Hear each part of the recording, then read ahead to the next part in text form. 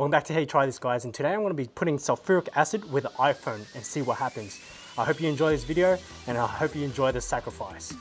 The iPhone is turned on. First, the iPhone only lasted about a few seconds when it turned on in the acid and it short-circuited. I actually thought I didn't even turn it on at one point. Initially I filmed everything on video. The home button started to discolor and then it started to emit some sort of residue into the acid. This is the back of the iPhone. Not much really happened, but when I sped up the video you can see a lot of the color dissolving into the acid and it even bubbled a little bit as well. At this point you can see the acid breaking away the home button and you see the blackening around the edge of the iPhone. Bubbles are starting to come out of the iPhone slowly. I assumed that the acid breaking down the aluminium. However, this isn't the case. It was just air bubbles trapped in the iPhone trying to release into the acid. This is a close-up of what's happening. You can see the bubbles accumulating around the edge of the phone. It seems like the bubbles are mainly accumulating around the edge of the phone. If you look closely, the plastic seals of the phone is starting to swell up and soaking in the acid. At this point I found video was taking too long, so I used time-lapse to document the reaction instead. And bits of the plastic is starting to separate from the phone. You can see the home button is completely lost its whiteness and is revealing a type of foil. The edge is completely going black.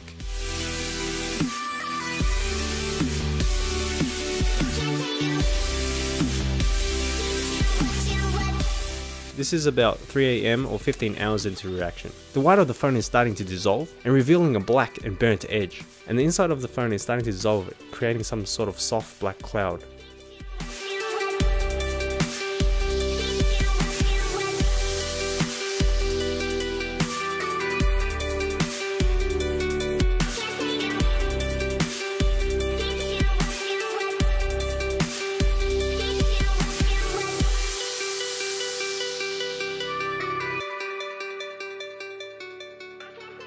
This is another angle of the iPhone disintegrating.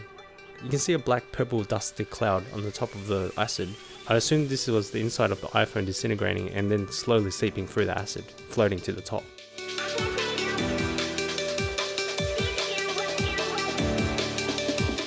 The acid is getting more and more yellow at this point.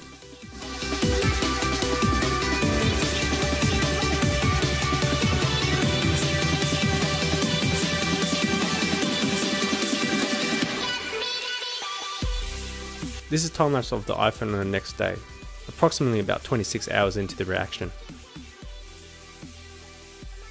The solution is getting even more darker and darker.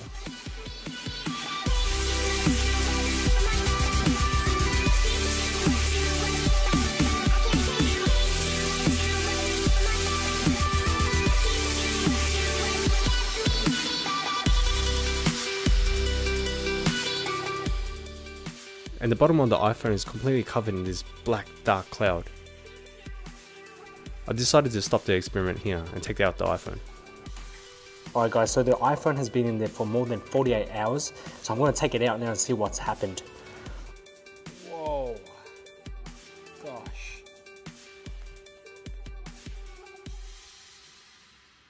With the iPhone out of the acid now, you can actually see some dissolved bits stuck in between the glass and the phone.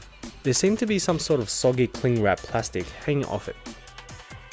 It seems like it's been melted plastic from the acid. The home button is completely discolored and all the sealed plastic is dissolved from the sulfuric acid and broken down. You can tell the acid has soaked up the sides and broken down the plastic that seals around the iPhone, and it completely opened up the iPhone as well. It even left some sort of white residue around the edges.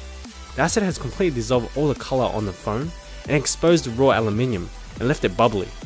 I'm quite surprised that the aluminium didn't dissolve. You can clearly see where the acid meets with the iPhone compared to where the phone is not in contact with the acid and only the air.